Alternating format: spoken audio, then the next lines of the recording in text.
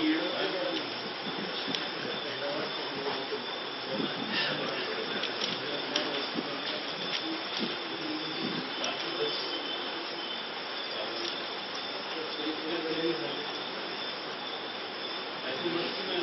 بالله من الشيطان الرجيم. بسم الله الرحمن الرحيم.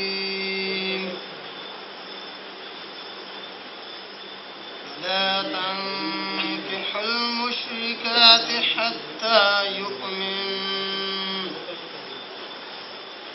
ولأمة مؤمنة خير من مشركة ولو أعجبتكم ولا تنكحوا المشركين حتى يؤمنوا ولعبد مؤمن خير من مشرك ولو أعجبكم أولئك يدعون إلى النار والله يدعو إلى الجنة والمغفرة بإذنه ويبين آياته للناس لعلهم يتذكرون. صدق الله العظيم. نحمده ونصلي على رسوله الكريم. اما بعد. تمام قسم کی حمد و ثنا، تعریف، کبریائی اور بڑائی اسے اللہ وحدہ لا شریک کے لیے لائق اور زیبا ہے، جو ساری کائنات کا خالق، مالک، میرا اور آپ کا مربی ہے. اسے اللہ کے لیے ساری تعریفیں ہیں جو غفور ہے، غفار ہے، کریم ہے، ستار ہے. بعد اس کے آپ کے میرے آقا اور یہاں کے سردار الانبیاء پر کروڑا کروڑ انگنت بے شمار درود و سلام صلی اللہ علی محمد وسلم. قابل احترام بزرگوں، عزیز دوستوں، نوجوان ساتھیوں،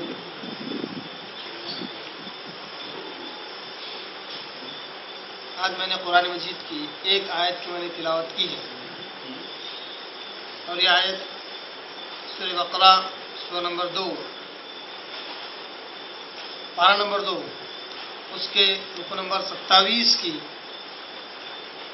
سب سے آخری آیت ہے. رکو نمبر 27 کی سب سے آخری آیت، آیت نمبر 221 221.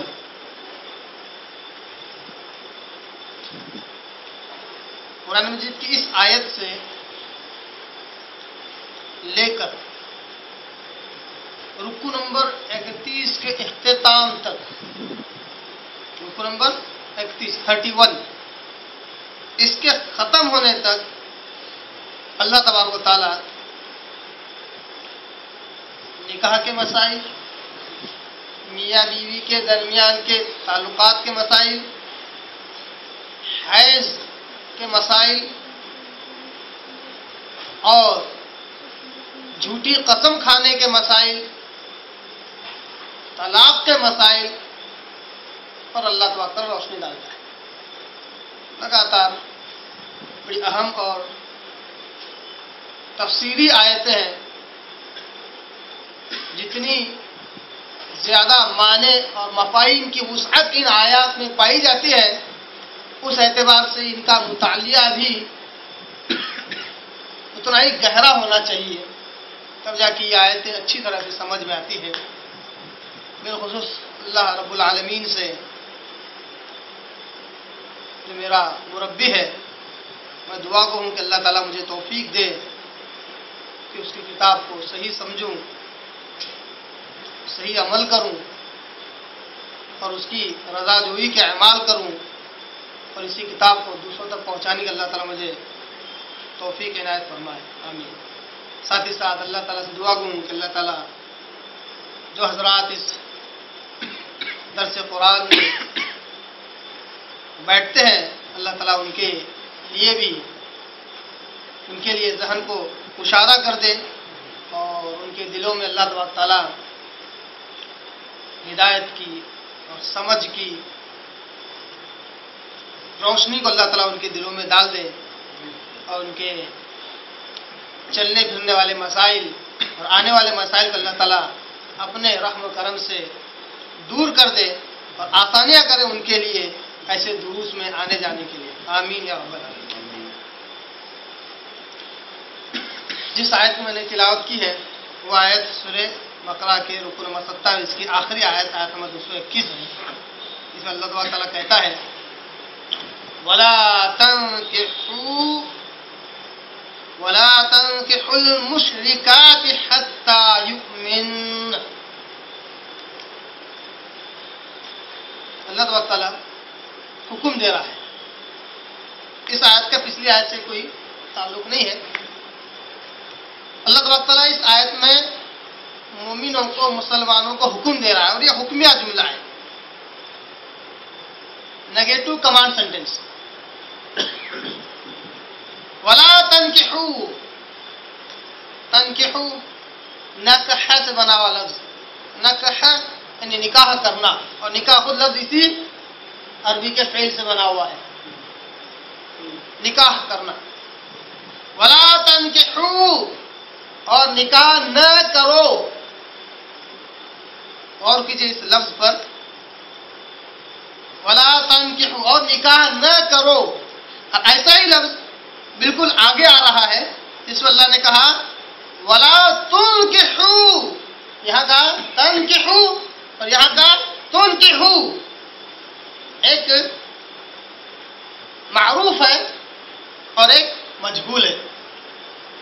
پہلی آیت کی جس سے ابتدا ہو رہی ہے وہ ایکٹیو وائس ہے، بعد میں جو حکم دیا جا رہا ہے بعد کا جو ہے وہ پیسو وائس ہے۔ دونوں میں بڑا گہرا معنی ہے، جو شخص بھی غور کرے گا تو تنکحو اور تنکحو کا اللہ تعالیٰ جو حکم دے رہا ہے اس میں بہت ہی جامع باتیں، بہت ہی حکمت والی باتیں اور اسلام کا بہت ہی بہترین اصول اللہ تعالیٰ نے صرف ان دو الفاظ کے ذریعے سے مسلمانوں کو سمجھا دیا۔ وَلَا تَنكِحُوا، اور نکاح نہ کرو، المشرکات حتی یؤمن، مشرکات یہ مؤنث کے لیے لفظ استعمال ہوتا ہے، مؤنث کے لیے یہ شرکت کرنے والی عورتیں، حتی یعنی یہاں تک کہ، جیسے اردو میں ہم لفظ حتی استعمال کرتے ہیں، یہاں تک کہ یؤمن، یہ بھی مؤنث کے لیے من، یہاں تک کہ وہ ایمان لے آئے۔ وَلَا تَنكِحُوا الْمُشْرِكَاتِ حَتَّى يُؤْمِنَّ، اے ایمان والو، اے مسلمانوں، نکاح نہ کرنا مشرکات سے، شرک کرنے والیوں سے، یہاں تک کہ وہ ایمان لے آئیں۔ آیت کا کھلا مفہوم تو یہی ہے کہ مشرکہ عورتوں سے نکاح جائز نہیں ہے، حرام ہے، جب تک کہ وہ مسلمان نہ ہو جائے، ایمان لے نہ آئے، اسلام جب تک قبول نہ کرے۔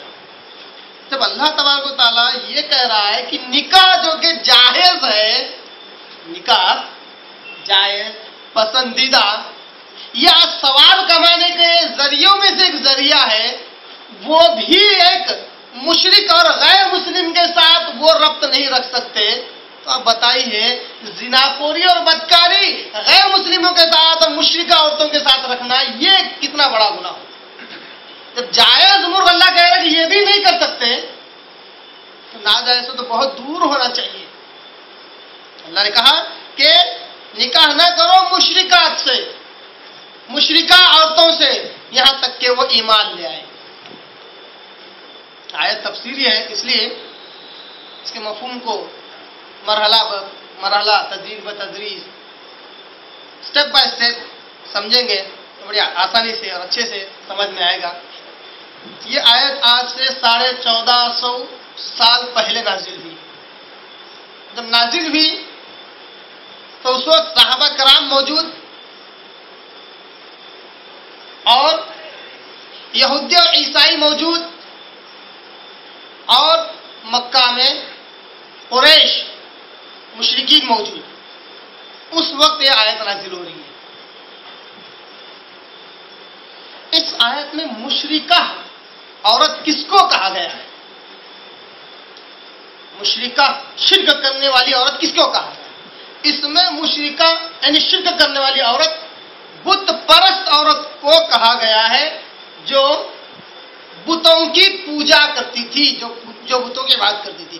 اشارہ بالخصوص مشرکین کی طرف ہے، مکہ کے مشرکین کی طرف۔ اس سے اس آیت میں اہل کتاب استثناء ہے، اہل کتاب ایکسپشنل ہے، بچے ہوئے ہیں، اس آیت میں ان کی طرف اشارہ نہیں ہے۔ اس سے پہلا مفہوم اس آیت کا کیا نکلتا ہے؟ اس آیت کا سب سے پہلا مفہوم یہ نکلتا ہے کہ اس میں مشرکہ یعنی شرک کرنے والی عورت سے مراد بت پرست ہے، اصنام پرست، صنم پرست، اسٹیچو کی عبادت کرنے والی، بتوں کی عبادت کرنے والی کی طرف اشارہ ہے۔ اور اس میں بالخصوص اس میں اہل کتاب نکالے ہوئے ہیں، استثناء ہے، اس میں اہل کتاب کا ذکر نہیں ہے۔ یعنی کوئی شخص اس آیت سے فوری طور پر یہ استدلال نہ کرے کہ مسلمان کے علاوہ ہر کوئی مشرک ہے، اس لیے ان سے نکاح جائز نہیں، اس آیت سے کم از کم استدلال نہیں کر سکتے۔ بہت سارے لوگ یہاں پر اس آیت میں انہیں مغالطہ ہوا ہے، غلط فہمی ہوئی ہے کہ اسی ایک آیت کے چھوٹے سے ٹکڑے سے انہوں نے مسلمان کے علاوہ سارے دنیا کے ادیان کے لیے انہوں نے کہا کہ سب کے سب مشرک ہیں، اس لیے ان سے نکاح جائز نہیں۔ مگر اصل اس آیت جو کہ تفسیری آیت ہے، اس کے شان نزول کے اعتبار سے اس آیت کا معنی و مفہوم یہ ہے کہ اس میں بت پرست عورتیں، صنم پرست عورتیں، اسٹیچو کی عبادت کرنے والی عورتوں کی طرف اس میں اشارہ ہے، یعنی کہ مشرکین کی طرف۔ آپ سننے کے زمانے میں آپ وسلم صحابہ یہ مسلمانوں کا گروہ اور ان کے اطراف یہودی اور عیسائی جو اہل کتاب کا گروہ اور ایک مکہ میں مشرکین کا گروہ، اس میں صرف مشرکین کے گروہ کی طرف اشارہ ہے، اہل کتاب کو چھوڑ دیا گیا۔ سب سے پہلا مفہوم اس سے یہ اخذ کرنا ہے اور یہ لینا ہے۔ تو کہا اللہ نے جب تک کہ وہ ایمان لے آئے، اگر وہ ایمان لے آتے ہیں، مسلمان ہو جاتے ہیں، تو پھر ان سے نکاح کرو۔ آگے اللہ نے کہا وَلَأَمَةٌ مُؤْمِنَةٌ خَيْرٌ مِّن مُشْرِكَةٍ۔ امتن لونڈی، اس طرح غلام کہتے ہیں، اس طرح لونڈی۔ امتن اور لونڈی، مؤمنہ اس کی یہ صفت ہے۔ لونڈی کیسی؟ مؤمنہ، موصوف صفت۔ اور لونڈی جو کہ مومنہ ہے، خیر بہت بہتر ہے یا افضل ہے، کس کے مقابلے میں؟ من مشرکہ، مشرکہ کے مقابلے میں، شرک کرنے والی کے مقابلے میں، بت پرستی کرنے والی کے مقابلے میں۔ اگر لونڈی اور غلام ہے، کوئی کالی کلوٹن ہے، اس میں اگر 10 نقص بھی ہے، 10 ڈیفیکٹ بھی اگر اس کے اندر ہے، تب اگر وہ مومنہ ہے تو وہ بہت بہتر اور افضل ہے بت پرست کے مقابلے میں۔ اللہ تبارک تعالیٰ نے مسلمانوں کو 14.5 سال پہلے یہ حکم دے دیا کہ آج کے بعد کوئی جہاں دل چاہے وہاں کسی عورت سے شادی نہیں کر سکتا، نکاح نہیں کر سکتا۔ نکاح کے لیے شرط ہوگی کہ وہ مومن مسلمان ہو، تبھی جا کے کر سکتا ہے، کم از کم بت پرست نہ ہو۔ اور بت پرست ہو تو نکاح جائز نہیں بلکہ حرام ہے۔ آگے اللہ نے بڑا پیارا لفظ استعمال کیا، انسانی نفس کا خیال رکھتے ہوئے، اگر صرف انسانی نفس کا خیال رکھے اور اس کے تقاضے کو پورا کرنے جائے تو حکم میں وہ بات نہیں رہی تھی۔ اب دیکھیے حکم میں کہیں جان آ رہی ہے، وَلَوْ أَعْجَبَتْكُمْ، بھلے ہی وہ مشرکہ عورتیں، وہ بت پرست عورتیں تمہیں کتنی ہی کیوں نہ اچھی لگے۔ نفس کا تو اللہ نے خیال رکھا، مگر کہا کہ تمہارے نفس کو وہ بھلی ہی کیوں نہ لگے، تب بھی تم ان سے نکاح نہیں کر سکتے۔ دین میں اللہ تبارک و تعالیٰ کے احکامات کی اتنی اہمیت ہے کہ انسان کے خواہشات کی ان احکامات کے مقابلے میں کوئی ویلیو نہیں، کوئی اہمیت نہیں۔ حالانکہ انسان کی خواہشات یہ کہتی ہے کہ جو سب سے اچھی، سب سے خوبصورت ہو وہ میری بیوی ہو، یا وہ میری ہمسفر ہو، یا وہ کم از کم میری گرل فرینڈ ہو جائے، میری ساتھی دار ہو جائے. یہ نفس ہے، خواہش ہے. اللہ کے حکام کے مقابلے میں اس نفس کی کوئی حیثیت نہیں. یہاں تک کہ دین میں مسلمان سے اگر شادی کرنا ہے تب بھی آپ وسلم نے کہا اپنی نفسانی خواہشات کے پیچھے مت چلو بلکہ دین کو ترجیح دو. انشاءاللہ وہ حدیث آپ کے آگے رکھوں گا. کیا کہا؟ دین کو ترجیح دو. یہ مت دیکھو کہ مال کتنا ہے، خوبصورتی کتنی ہے، خاندان کتنا اچھا ہے، یہ مت دیکھو. تو نفس کی کوئی اہمیت ہے اللہ اور اس کے رسول کے احکامات کے مقابلے. اللہ نے حکم دے دیا وَلَوْ أَعْجَبَتْكُمْ، چاہے وہ کتنی ہی بھلی تمہیں کیوں نہ لگے، خوبصورت اور اچھی کیوں نہ لگے، بیوٹیفل کیوں نہ لگے، تب بھی تم ان سے نکاح نہیں کر سکتے. وَلَا تُنكِحُوا الْمُشْرِكِينَ حَتَّى يُؤْمِنُوا. اسی طرح اللہ تبارک تعالیٰ نے مؤمنہ عورتوں کو حکم دے رہا ہے. مومنہ عورتوں کے لیے حکم دے رہا ہے اللہ تبارک. مومنہ مسلمان عورتوں کے لیے حکم دے رہا ہے، مگر حکم مسلمانوں کے لیے، مسلمان مردوں کے لیے. غور کیجیے اس میں. جیسا کہ میں نے کہا وَلَا تَنكِحُوا، نکاح نہ کرو. وَلَا تُنكِحُوا، نکاح مت کرواؤ. ایک ایکٹیو ہے، دوسرا پیسو ہے. ایک نکاح مت کرو اور دوسرا نکاح مت کرواؤ. مطلب اس آیت میں اللہ تبارک تعالیٰ ذمہ داروں سے مخاطب ہے. گویا کہ عورت کے ولی سے اللہ تبارک تعالیٰ مخاطب ہے. وَلَا تُنكِحُوا الْمُشْرِكِينَ، اور مشرکین شرکت کرنے والے مردوں سے نکاح نہ کرواؤ اپنی مومنہ مسلمان عورتوں کا. حَتَّى يُؤْمِنُوا، یہاں تک کہ وہ ایمان لے آئے. اللہ تعالیٰ حکم کس کو دے رہا ہے؟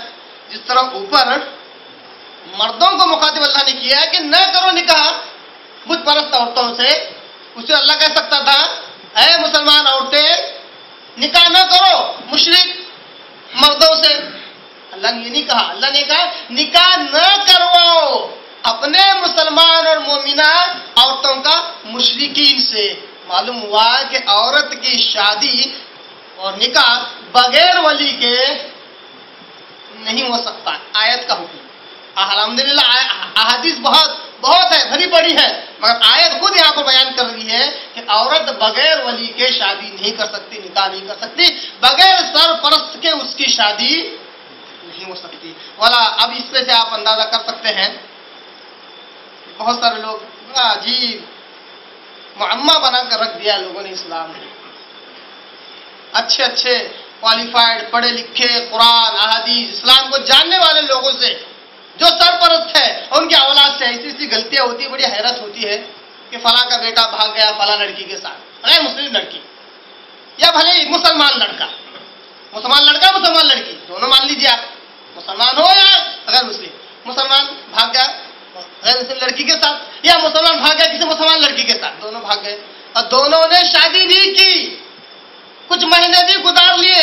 اب آپ بتائیے نہ ادھر بچے کے لڑکے کے ماں باپ کی طرف سے کوئی پرمیشن ہے نہ بچے کے ماں باپ کی طرف سے کوئی پرمیشن ہے، کوئی سرپرست نہیں. وہاں پہ کسی کو کسی چاچا کو کسی انکل کو کسی دادا کسی نانا کو لڑکے کا سرپرست بنا دیا. یہ تماشا ہے. کوئی کسی کو اس کا سرپرست بنا دیا، نکاح بھی ہو گیا. اب مہینہ 2 مہینے کے بعد جب آئیں گے تو ظاہر سی بات ہے بڑوں کو بڑی ذلت ہوں گی. اب اس ذلت کو چھپانے کے لیے بڑا اچھا غلاف انہوں نے تیار کر رکھا ہے. وہ کیا؟ اعلان والا نکاح. اب کیسا نکاح ہوگا؟ لوگوں کے سامنے ایک الگ قسم کا نکاح ہوگا کہ لوگوں کو لگے کہ اب ان دونوں کا نکاح ہو گیا، جبکہ اس سے پہلے جو کام ہونے تھے سب کچھ ہو گئے. اللہ کہتا ہے وَلَا تُنكِحُوا الْمُشْرِكِينَ حَتَّى يُؤْمِنُوا. مومنہ عورتوں کو مشرکی اور مسلمان عورتوں کا نکاح نہ کروا مشرکین سے یہاں تک کہ وہ ایمان لے آئے.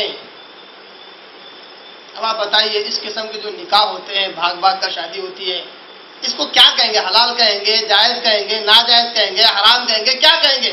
مگر مسلمان معاشرے میں تو ایک قسم کا رواج کی طرح چلتا جا رہا ہے، پیار محبت کے نام پر، عشق کے نام پر بھاگ بھاگ کر لوگ جا رہے ہیں، یہاں تک کہ اگر کسی کا میٹر اگر پولیس کیس تک پہنچ جائے کہ کوئی مسلمان کسی غیر مسلم کو بھگا لے جائے، مسلمان بنا لے، اس کی تو بڑی واہ واہ اور تعریف ہو جاتی ہے، اس نے تو غیر مسلم بھگا لے گا اور مسلمان بھی کر دیا۔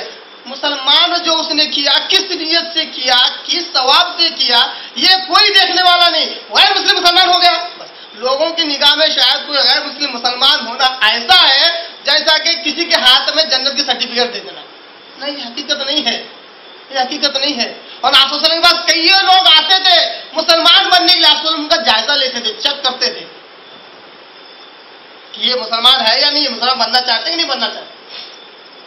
یہاں تک کہ اگر آپ کو صلح حدیبیہ کا واقعہ یاد ہوگا سیرت النبی کے اوراق میں سے، تو آپ کو معلوم ہوگا کہ کچھ عورتیں آئی آپ صلی اللہ علیہ وسلم کے پاس اور کہا کہ ہم بیعت کرنا چاہتی ہیں اور ہم مسلمان ہونا چاہتی ہیں۔ اللہ نے فوراً قرآن مجید کی آیت نازل کیا اور کہا کہ جب عورتیں تمہارے پاس آئے بیعت کرنے کے لیے، ایمان لے آنے کے لیے، جب تک کہ انہیں جانچ نہ لو، جب تک کہ انہیں پرکھ نہ لو، تب تک انہیں مشرکین کی طرف پلٹانا مت۔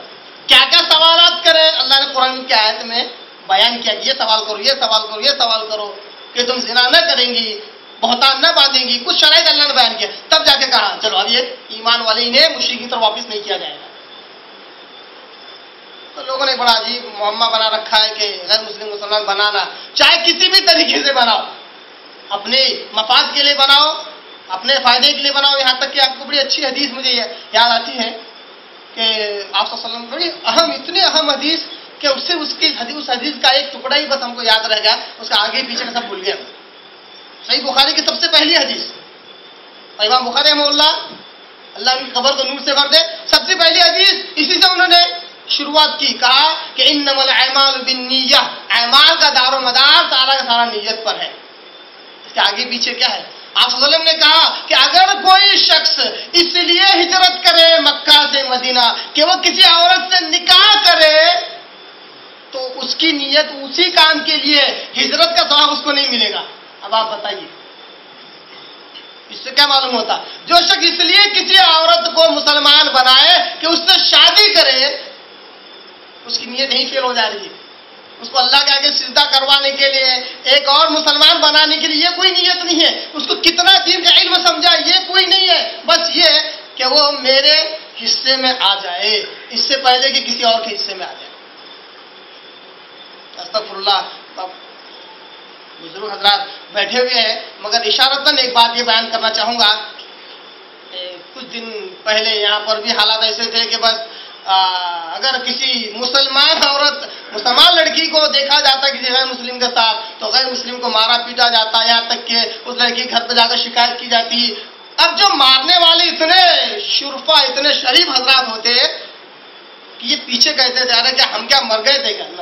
یہ دیکھیے، کریں گے کچھ نہیں، شادی کبھی نہیں کریں گے، کسی بیوہ سے نہیں کریں گے، کسی یتیم سے نہیں کریں گے، مگر جہاں لڑکی بھاگ کر جا رہی تو کہتے ہیں کہ کیا ہم مسلمان نوجوان کے مر گئے؟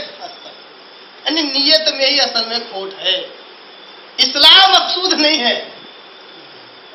اصلاح بہت اہم چیز ہے، نیت بڑا اہم رول ادا کرتی ہے دین کے معاملے میں۔ اللہ کہتا ہے وَلَا تُنْكِحُوا الْمُشْرِكِينَ حَتَّىٰ يُؤْمِنُوا، مسلمان عورتوں کا، مومنہ عورتوں کا نکاح نہ کرواؤ مشرک مردوں سے، بت پرستوں سے، یہاں تک کہ وہ ایمان لے آئے۔ یہاں پر بھی کس کی طرف اشارہ ہے؟ بت پرست۔ مگر غور کیجئے یہاں پر جس طرح اوپر کی آیت میں مشرکہ عورتوں سے مراد بت پرست عورتیں تھی، اس میں اہل کتاب استثناء تھے۔ یہاں پر مومنہ مردوں مومنہ عورتوں کا نکاح مشرکین سے نہ کرائیں، اس میں سارے کے سارے داخل ہو گئے، مشرکین بھی اور اہل کتاب۔ اس سے مسئلہ نکلا کہ اگر کوئی شخص مسلمان مومنہ عورتوں سے شادی کرنا چاہے تو اس کو اجازت ہے، اور اگر وہ چاہتا ہے کہ اہل کتاب میں سے کسی سے نکاح کرے اس کی اجازت ہے، جائز۔ اور شرط کیا ہے اس کی؟ انشاءاللہ ہم سورہ مائدہ کی آیت میں دیکھیں گے۔ مسئلہ صرف اتنا سمجھ لیں کہ مسلمان اور मोमिना औरतों में से अगर किसी से निकाह करना चाहे तो वो कर सकता है। इसी तरह अहले किताब में से अगर कोई, यहूदी ईसाइयों में से अगर किसी औरत से वो शादी करना चाहे कर सकता है। मसला पूरा समझ कर उठे, वरना फिर यहीं से उठकर अगर कोई चला गया तो मसला ही गड़बड़ हो जाएगा। लेकिन अभी आयत बाकी है, मगर मसला तो यहीं से इसकी इब्तिदा होती है, यहीं से हकीकत है। इस पर उलमा का इजमा है कि हाँ, अहले किताब में से किसी औरत से निकाह किया जा सकता है। इस आयत में अहले किताब की तरफ इशारा नहीं है। मगर जब मर्दों की बारी आई तो कुल्लम कुल्ला कह दिया कि मुसलमान औरतों को, मोमिना औरतों को मुसलमान के अलावा किसी से निकाह न कराए, चाहे वो अहले किताब की हो। अहले किताब की औरत से निकाह तो किया जा सकता है, मगर उनमें अपनी औरतें नहीं दी जा सकती। ये इस्लाम का उसूल है, इस्लाम का कानून है। अहले सुन्नत वल जमात के नजदीक इस बात पर इजमा है। इसमें बहुत सारी बारीकियां भी हैं, इंशाअल्लाह उसको भी रखने की आप क्या कोशिश करूंगा। जैसा कि मैंने कहा कि आयत बड़ी है, बड़ी ही तफसीली और तफसीरी आयत है, इसलिए हम आतन गोश होकर इन मसाइल को समझे, वरना हो सकता है गलतफहमी पैदा हो जाए। तो इस आयत से ये मसला निकला कि मुशरिका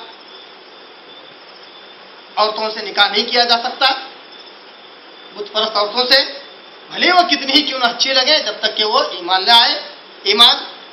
न ले आए।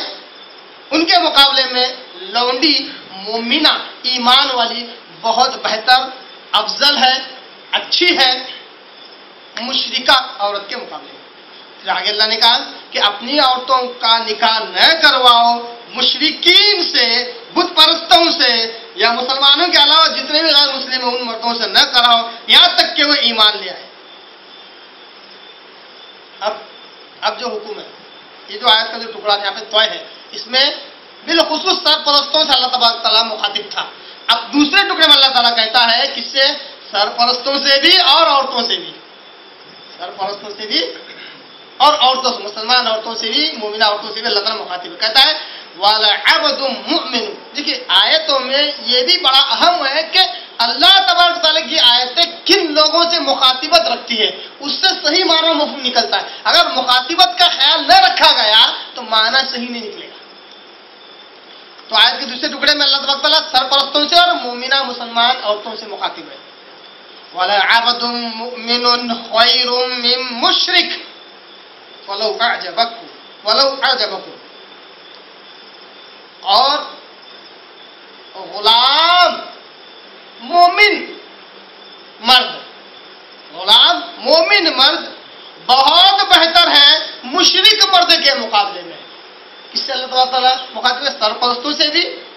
वलौ अअजबकुम, भले ही वो मुशरिक मर्द तुम्हें कितना ही अच्छा क्यों ना लगे, खूबसूरती के एतबार से, माल के एतबार से, हसब और नसब के एतबार से, तब भी ऐ सरपरस्तों जिनकी निगरानी में मोमिना मुसलमान औरतें हैं, तुम उनकी इस खूबसूरती को, उनके मालो दौलत को देखकर अपनी औरतों को उनके हवाले न करना, उनके निकाह में न देना। और औरतें तुम भी ऐसे मर्दों की रिजाई में आकर, उनकी ख्वाहिश में आकर उन्हें पसंद न करना और उनके निकाह में न जाना, भले वो तुम्हें कितने ही क्यों न अच्छे लगे।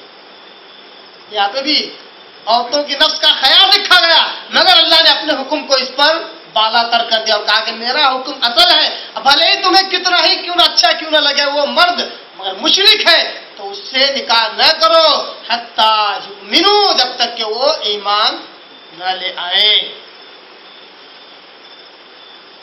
अब यहां से जो टुकड़ा है उसको हम सूरह मायदा की आयत के बाद हम इसको समझेंगे। सूरह मायदा की आयत जिसमें ये मसला जानना है कि क्या अहले किताब की औरतों से निकाह किया जा सकता है, किस हद तक ये दुरुस्त है और किस हद के बाद ये दुरुस्त नहीं है। इस मसले को, क्योंकि कुरान का मसला है जिसको कुरान ने बाज़ाब्ता खुले अल्फाज के साथ इस मसले पर रोशनी डाली है, इसलिए इसको समझना जरूरी है। इसके ताल्लुक से लोगों में भी बहुत सारी गलतफहमी, यहाँ तक के बाद उलमाओं में भी इसके ताल्लुक से बड़ी गलतफहमी है, इसलिए उस पर मैं रोशनी डाल रहा हूँ। सूरह मायदा सूरह नंबर 5 पारा नंबर 6 उसकी आयत नंबर 5 में अल्लाह तबारक तआला कहता है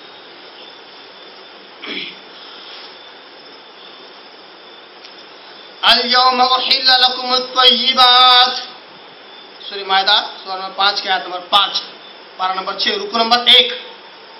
अल-यौम उहिल्ल लकुमुत तय्यिबात, آج کے دن میں نے حلال کر دیا ہے تمہارے لیے ساری پاکیزہ چیزیں. جتنی پاکیزہ چیزیں تھی اللہ نے حلال کیا. دیکھیے اس بات سے اللہ تعالیٰ اپنی بات کی ابتدا کر رہا ہے.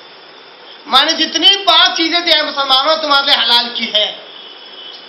آخری ایام کی آیتوں میں سے ہے. آخری ایام کی آیتوں میں سے. وَطُعَامُ الَّذِينَ أُوتُوا الْكِتَابَ حِلٌّ لَكُمْ، اور کھانا ان لوگوں کا جو اہل کتاب ہے وہ تمہارے لیے بھی حلال ہے. اہل کتاب کا ذبیحہ وہ تمہارے لیے حلال ہے. اہل کتاب اگر وہ کوئی ذبح کرے کوئی چیز وہ بھی بسم اللہ اوپر بولتے تھے. بتوں کے نام نہیں کرتے تھے.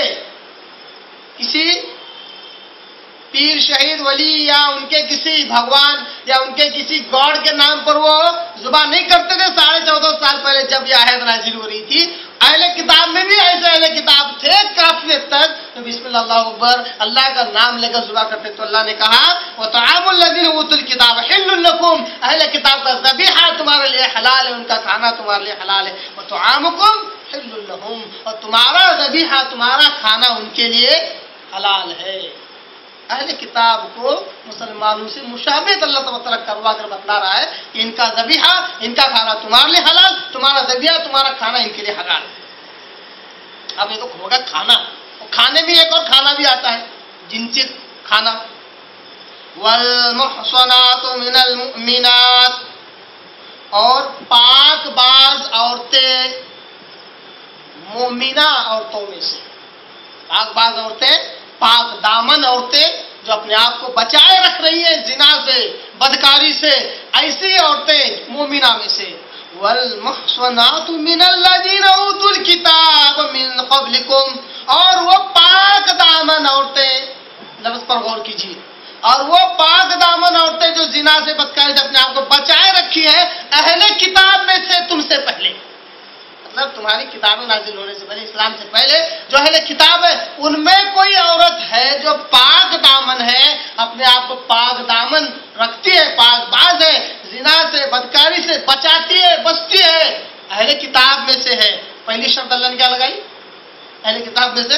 عورتوں سے شادی کرنے کے لیے آسان نظر آ رہا تھا، مگر اب بتائیے پاک باز پاک دامن جو زنا اور بدکاری سے بچنا چاہتی ہے، اذا آتیتموہن اجورہن، جبکہ تم انہیں دے دو ان کا اجر یعنی کہ مہر، جب تم ان کا مہر دے دو تو تم ان سے نکاح کر سکتے ہو. محسنین غیر مسافحین، وہ کیسی عورتیں ہوں ان سے جو نکاح کیا جا رہا ہے وہ کیسے ہوں؟ وہ نکاح کس قسم کا ہو؟ محسنین، پاک دامنی اختیار کرنے کی نیت اور قصد اور ارادہ ہو. اتنا ہی بول دیتا اللہ تعالیٰ کافی ہو جاتا تھا.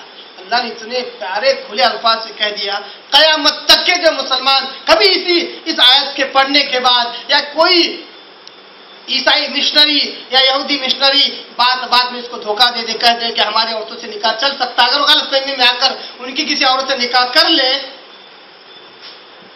اس شرائط میں نہ بیٹھے تو اس کا نکاح جائز نہ ہوگا.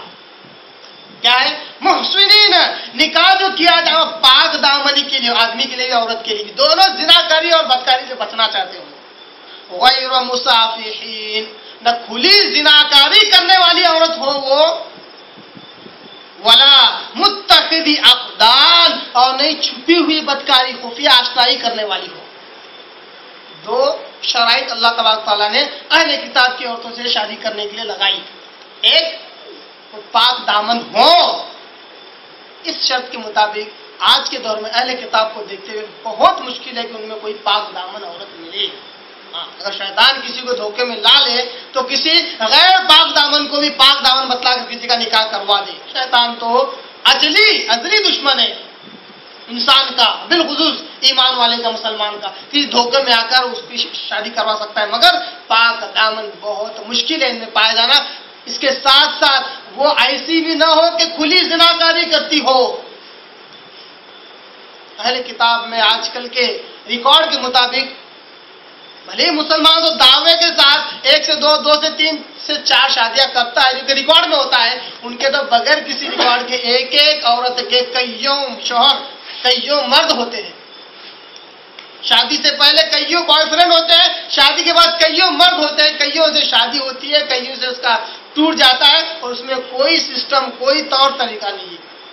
ایسی میں ان کی زندگی مدمست ہو کر گزرتی رہتی ہے. تو یہ کھلی زناکاری ہے. اور ولا متخذی اقدان، اور نہ خفیہ آشنائی کرنے والی ہو. یعنی عورت میں یہ صفت ہونا ہی اس کے لیے بری بات ہے کہ شوہر کے ہوتے ہوئے یا جس کا ارادہ شادی کر کے شوہر کے ساتھ گھر بسانے کا ہو، اس کے دل میں اس قسم کی رنگ لیویاں اگر امڑ رہی ہیں کہ کسی سے خفیہ آشنائی کرتی ہے، کسی کو اشارہ دیتی ہے، بات کرتی ہے، یا کسی قسم کے کیا ہے خیالات اس کے دل و دماغ میں چھائے ہوئے ہوتے ہیں کسی اور کے تعلق سے، یہ ولا متخذی اقدام میں آتا ہے خفیہ آشنائی، خفیہ بدکاری.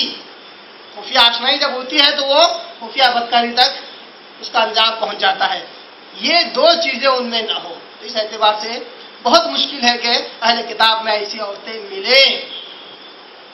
پھر بھی اس پر یہ بات کر رہا ہوں، اگر استثناء اگر ایکسپشنلی اگر کوئی کسی کو مل جائے تو میں یہ کہوں گا شیطان نے ہو سکتا ہے کسی غیر پاک دامن عورت کو اس کی نگاہ میں پاک دامن بتلا کر اس کو دھوکہ دے دی. اس بات پر دعویٰ کیوں کر رہا ہوں؟ انشاءاللہ دلائل آپ کے آگے رکھوں گا، صحابہ کے اقوال، اور دوسری مفسرین نے بھی یہی کہا ہے کہ بہت مشکل ہے کہ آج کے دور میں، آج کے علماء نے بھی یہی کہا کہ آج کے دور میں کوئی اہل کتاب میں سے عورت ملے جو پاک دامن بھی ہو، زناکاری سے بچنا بھی چاہتی ہو، خفیہ آشنائی سے بھی بچ رہی ہو، خفیہ آشنائی کی اس کی نیت نہیں ہے، اور نہیں کھلی ہوئی زناکاری بھی وہ نہیں کرتی ہے. بہت مشکل ہے. وَمَن يَكْفُرْ بِالْإِيمَانِ فَقَدْ حَبِطَ عَمَلُهُ. کہا اللہ نے، دیکھیے اس آیت میں جائز چیز کو اللہ نے کہا، جیسا کہ سورہ بقرہ کے آیت میں اللہ نے جائز حکم بیان کیا، یعنی جو جائز ہے، یعنی نکاح کر سکتے ہو جائز. اس طرح یہاں بھی اللہ نے کہا کہ تمہارے لیے حلال ہے وہ، تم ان سے نکاح کر سکتے ہو جائز. اب فرض کا ذکر اللہ تبارک تعالیٰ کر رہا ہے. کیا؟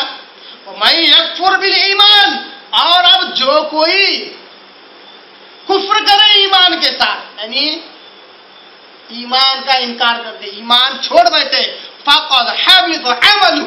تو یقیناً اس سے سارے اعمال برباد ہو گئے. اس میں بالخصوص آدمی کی طرف اشارہ ہے جو کسی اہل کتاب کی عورت سے شادی کرنے کے لیے جائے، ان آیتوں کو مد نظر رکھتے ہوئے یا اسلام کی جائز امور کا خیال رکھتے ہوئے، اور وہ اپنے دین سے ہاتھ دھو بیٹھے. ایمان بچانا فرض ہے، نکاح کرنا جائز، صرف سہولت دی گئی ہے، ٹھیک ہے. تو جو ٹھیک ہے اس کے کرنے کے چکر میں اگر فرض چھوڑ دے، یعنی ایمان نہ بچائے اور کفر میں مبتلا ہو جائے. اکثر یہ دیکھا جاتا ہے کہ جو عیسائی مشنریز ہوتی ہے وہ اس قسم کی چالیں چلتے ہیں کہ ان کی عورتوں کو بالخصوص لوگوں کے پیچھے لگا دیتے ہیں تاکہ وہ ان کے پیچھے لگ جائے اور وہ بھی ان کے ساتھ شادی کرے. وقتی طور پر وہ کیا کہتے ہیں مسلمانوں جیسا رنگ ڈھنگ بھی کیا کر لیتے ہیں. کبھی کبھی تو وہ مسلمانوں سے زیادہ مسائل جانتے تو کہتے ہیں کہ دیکھو میں بھی اپنے دین پر رہ سکتی ہوں، تم بھی اپنے دین پر رہ سکتے ہو، پھر ہماری شادی ہو سکتی ہے. اس طرح کہتے کہتے ایک دن وہ آدمی تو عیسائی یا یہودی بن جاتا ہے مگر یہ کبھی مسلمان نہیں بنتی. تو یہ ایمان بچانا ہی فرض ہے. فرض بڑا ہے یا جائز کا؟ فرض بڑا ہے. تو اللہ نے کہا کہ فرض کو پر عمل کرو اور ایمان کو بچاؤ، ورنہ فقد حبط عمل، تو یقیناً اس کے اعمال برباد ہو گئے. وہ فی الآخرۃ من الخاسرین، اور وہ آخرت میں نقصان اٹھانے والوں میں سے ہو جائے گا. قرآن میں جہاں پر بھی آخرت کے نقصان کا ذکر ہوا وہاں پہ جہنم کا ذکر ہوا. وہ فی الآخرۃ من الخاسرین، تو آخرت میں جہنمیوں میں سے ہو جائے گا. جس کا ایمان اس کے ہاتھ سے نکل گیا، جس کے اعمال ہی پوری طرح ضائع ہو گئے، وہ جہنم میں ہی جائے گا. سورہ مائدہ کی آیت میں اللہ نے اجازت تو دیا مگر بہت ساری شرائط کے ساتھ جو کہ ممکن نہیں ہے. تو معلوم ہوا کہ وہ غیر مسلموں سے اہل کتاب سے نکاح کرنے میں بہت بڑا رسک ہے. ایمان کے جانے کا بھی خطرہ ہے. اگر ایمان جانے کا خطرہ نظر نہ آئے تب بھی انہیں پاک دامنی کا ملنا بہت مشکل ہے. کھلی زناکاری بھی ان میں عام طور پر پائی جاتی ہے اور چھپی ہوئی خفیہ آشنائی اور بدکاری بھی ان کے اندر پائی جاتی ہے. تو ان سے پرہیز ہی کریں. اللہ یہ بات کو آگے کہتا ہے اولئک یدعون الی النار، یعنی مشرکہ عورتوں سے، بت پرست عورتوں سے یا مشرک مردوں سے نکاح کرنا گویا کہ کیا ہے، اولئک یدعون الی النار، وہ لوگ آگ کی طرف بلاتے ہیں، جہنم کی طرف۔ تم سے نکاح کرنے کا مقصد یہ ہے کہ تمہیں تمہارے دین سے پلٹ دے، تمہیں تمہارے دین سے پلٹ دے، تمہیں جہنم کی طرف یہ بلاتے ہیں۔ واللہ یدعو الی الجنہ والمغفرہ بإذنہ، مگر اللہ تبارک و تعالیٰ تمہیں بلاتا ہے جنت کی طرف اور اپنی مغفرت کی طرف، اپنی مرضی سے، اپنے حکم سے۔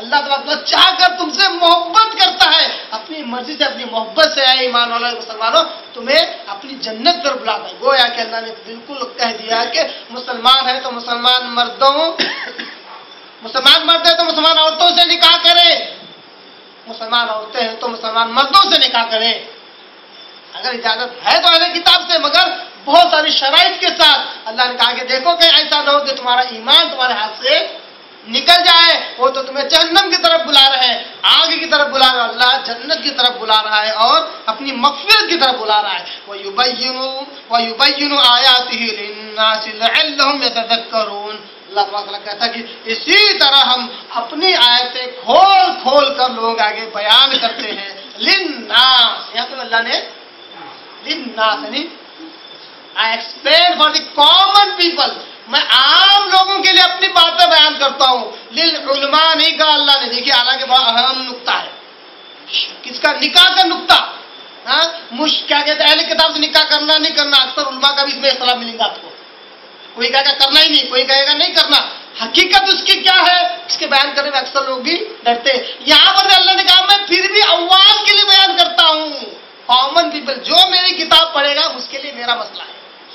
اللہ کی کتاب بڑی آسان ہے، اللہ کہتا ہے کہ آؤ سمجھو تو صحیح، فہل من مدکر، کوئی ہے تم میں سمجھنے والا، کوئی ہے تم میں آ کر پڑھنے والا، فہل من مدکر، 4 مرتبہ اللہ نے دعویٰ کر کر کے بلایا کہ کوئی ہے میری کتاب سمجھنے والا۔ لعلہم یتذکرون، ہم اپنی آیتیں کھول کھول کر بیان کرتے ہیں لوگوں کے لیے تاکہ لوگ نصیحت حاصل کریں، نصیحت حاصل کریں، واعظ حاصل کریں، اس سے سیکھیں۔ ایک مرتبہ یوں ہوا کہ حضرت، اچھا اس کے تعلق سے کہ بت پرست عورتوں سے تو نکاح کرنا نہیں ہے، اہل کتاب سے بہرحال ایک قسم کا جواز ملتا ہے، اس کو اللہ نے کہا کہ کر سکتے ہیں۔ عمر رضی اللہ تعالیٰ عنہ کے زمانے میں بڑے اہم نقطہ بیان کر رہا ہوں، باتیں بہت زیادہ ہیں۔ عمر رضی اللہ عنہ کے دور میں، دور خلافت میں، عمر رضی اللہ تعالیٰ عنہ نے ایک طرح سے اسٹرکٹلی یہ کہہ دیا تھا کہ مسلمان مردے سے مسلمان عورتوں سے شادی کرے۔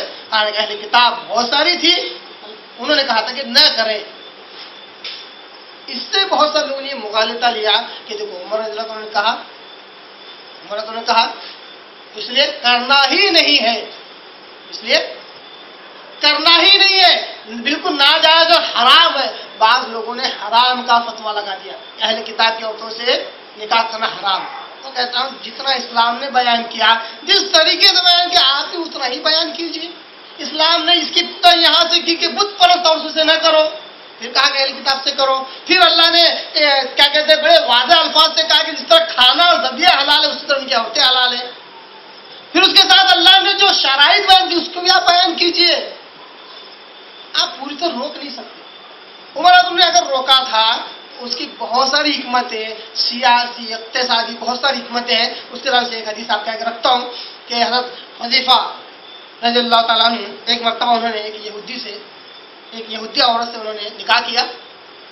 عمر اعظم نے ان کو خط لکھ کر بھیجا کہ تم کیا کر رہے ہو، کیوں کر رہے ہو نکاح؟ حذیفہ رضی اللہ تعالیٰ عنہ صحابی رسول ہے، یہ اللہ اس کے رسول کے تابع دار ہیں، ہے نا، یہ بھی صحابی ہے، یہ بھی صحابی، یہ ذل القدر صحابی، یہ بھی ذل القدر صحابی، دونوں صحابی ہیں۔ فوراً انہوں نے خط لکھ کر پوچھا کہ امیر المؤمنین بتائیے کیا اہل کتاب کی عورتوں سے نکاح کرنا حرام ہے؟ ام حرام، کیا حرام ہے؟ جواب آیا میں اس کو حرام نہیں کہتا، میں اس کو حرام نہیں کہتا، مگر مجھے اس بات کا خوف ہے کہ تم مومنہ عورتوں کو چھوڑ دو گے، مسلمان عورتوں میں اگر آلریڈی موجود ہے تو کا دور خلافت بڑا زرین، بڑا خوبصورت دور رہا ہے. بہت ساری چیزیں انہوں نے صحیح ڈھنگ سے مسلمانوں کے آگے پیش کی ہے نا. اب جب میں اس درس کی تیاری کر رہا تھا تو ایک روایت میرے سامنے ایسی بھی آئی جس میں یہ تھا کہ عمر رضی اللہ عنہ نے اسی حدیث کو کچھ توڑ مروڑ کر اس روایت میں پیش کیا گیا تھا کہ حذیفہ رضی اللہ عنہ کو کہا کہ حذیفہ رضی اللہ عنہ اور ایک صحابی تھے، انہوں نے یہودی سے نکاح کیا تھا، یہودی عورت سے، اور فلاں صحابی نے ایک اور نصرانی کی عورت سے نکاح کیا تھا. تو عمر رضی اللہ عنہ نے کہا کہ فوراً تم انہیں چھوڑ دیتے ہو کہ نہیں چھوڑ دیتے ہو، ایسا پوچھا. انہوں نے کہا کہ ٹھیک ہے، اگر آپ کہتے ہیں امیر المومنین تو ہم انہیں طلاق دے دیتے ہیں. دیکھیے جھوٹی حدیثیں گھڑنے والی بڑا سوچ سمجھ کر گھڑ لیتے تاکہ سمجھ میں بھی آ جائے اور ہضم بھی ہو جائے. تو عمر رضی اللہ عنہ کہتے ہیں ہاں اگر طلاق اگر جائز ہے تو نکاح بھی جائز ہوگا، اس کے بغیر ہی میں ان دونوں کو تم سے چھین لوں گا، چھڑوا دوں گا، تمہارے پاس رکھنے نہیں دوں گا. یہ حدیث جہاں بیان ہوئی وہیں پر اس مفسر نے کہا کہ اس حدیث میں اس کی روایت میں بہت گڑبڑ ہے. لوگوں کو یہ نظر نہیں آتا جب تفسیریں پڑھتے ہیں، تفسیر ابن کثیر میں فلاں بات آئی، تفسیر طبری میں فلاں بات آئی، تفسیر طبری میں، تفسیر ابن کثیر میں، تفسیر جریری میں نیچے جو حکم دیا گیا کسی روایت کو بیان کرنے کے بعد اس پر بھی تو دھیان دینا چاہیے.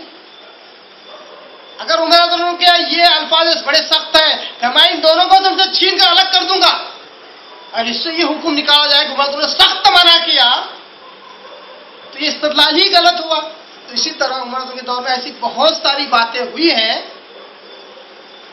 جس کے سمجھنے میں لوگوں کو مغالطہ ہوا ہے تو عمر رضی اللہ عنہ کے نام پر اس کو چسپا کر دیتے ہیں، جبکہ حقیقتاً وہ بات نہیں ہوتی. جس طرح ابن ابی شیبہ کی صحیح سند والی حدیث میں نے سب سے پہلے آپ کے آگے رکھی کہ حذیفہ رضی اللہ تعالیٰ نے یہودی عورت سے نکاح کیا. انہوں نے کہا کہ کیوں کر رہے ہو؟ عمر رضی اللہ عنہ نے کہا تو فوراً خط کا جواب دیتے ہوئے پوچھا کہ کیا آپ اس کو حرام سمجھتے ہیں؟ انہوں نے کہا میں اس کو حرام تو نہیں سمجھتا، مگر مومنہ عورتوں کو مجھے ڈر ہے کہ تم مومنہ عورتوں کو چھوڑ دو گے. بڑا پیارا سا جواز اور کیا بہترین وجہ انہوں نے بیان کی. کہا کہ واقعی مسلمان عورتیں اگر ہیں تو تم کیوں کرو، ان کا نقصان ہو جائے گا. تو یہ سیاسی اعتبار سے جو ایک نقطۂ نظر تھا اس کا خیال رکھتے ہوئے عمر نے اس پر پابندی تو نہیں بلکہ اس پر اعتراض کیا اور کہا کہ یہ نہ کیا جائے.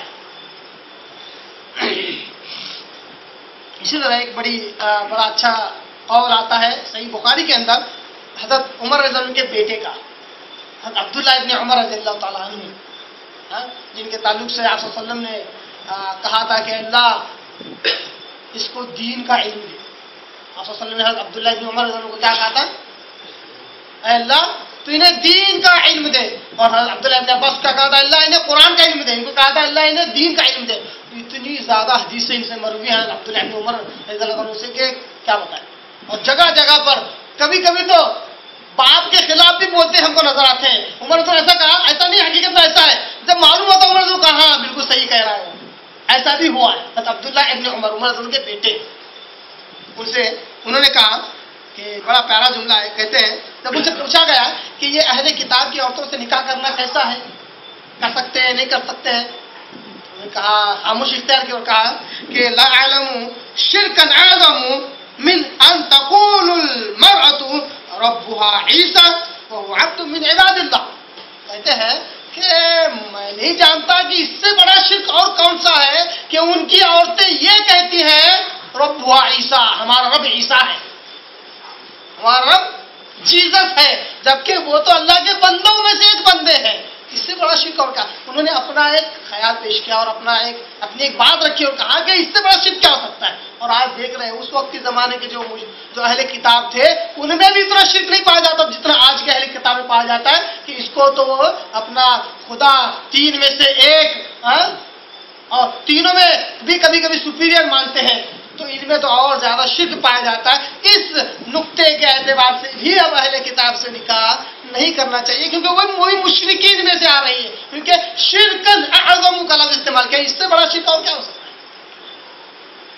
تو حضرت عبداللہ ابن عمر رضی اللہ عنہ کی بات سے معلوم ہوا کہ اہل کتاب کی عورتوں سے نکاح کرنے سے پرہیز ہی کرنا چاہیے. وہ بھی اس کا جواز ہے مگر فرض کے مقابلے میں اس کی کوئی اہمیت نہیں ہے. ایمان بچانا بڑا اہم ہے. آئیے اب جس طرح کہہ رہا ہے کہ اللہ تعالیٰ کہ मोमिना औरतों से, मुसलमान औरतों से ही निकाह करो, मुश्रिकीन से न करो। इस ताल्लुक से बड़ी प्यारी हदीस, बड़ी मशहूर और मारूफ हदीस जो आम तौर पर सुनने में आती है, बिलखुसूस निकाह के खुतबात में और निकाह के जो खतीब होते हैं उनके जरिए से हदीस सुनने में आती है, उसको भी आपके आगे रखता हूँ। सही बुखारी से मुस्लिम की हदीस, जिसके रावी हज़रत अबू हुरैरा रज़ियल्लाहु ताला अन्हु इस हदीस के रावी वो कहते हैं कि नबी सल्लल्लाहु अलैहि वसल्लम क़ाल तुनकिहुल मरअतु लिअरबअ, एक औरत से 4 चीज़ों की बुनियाद पर निकाह किया जाता है। नुक्ते पर इस हदीस के कुछ खास नुकात है, उस पर गौर करें कि औरत से इस दुनिया में आमतौर पर 4 चीज़ों से निकाह किया जाता है। इस दुनिया में कहा, और मुखातिब है एक सहाबी से, मुसलमानों से 4 चीज़ों की बुनियाद पर निकाह किया जाता है। लिमालिहा, उसके माल को देखकर, लिहसबिहा, उसके हसब नसब और खानदान को देखकर, बोली जमालिहा, उसकी खूबसूरती को देखकर, बोली दीनिहा, और उसके दीन को देखकर। फर बिज़ाति दीन, तू दीन को तरजीह दे, दीन को इस पर अगलब और गालिब रख।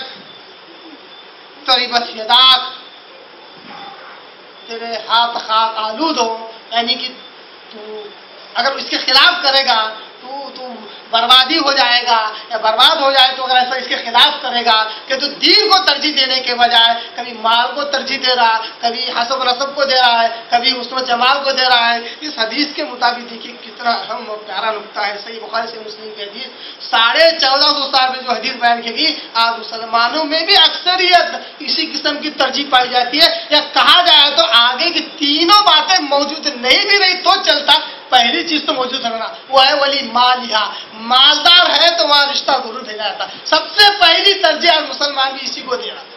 बाद हसब नसब रहे न रहे, खानदान कितना ही आला और क्यों न हो, सैयद है, फला है, क्या करने का, फकीर है, गए तो ढंग से चाय बिस्किट नहीं खिलाए, बोले कहाँ से करेंगे बोले शादी हमारे साथ, हमारा स्टेटस क्या है, हमारा क्या कहते हैं एक प्रेस्टीज कहाँ और वो कहाँ।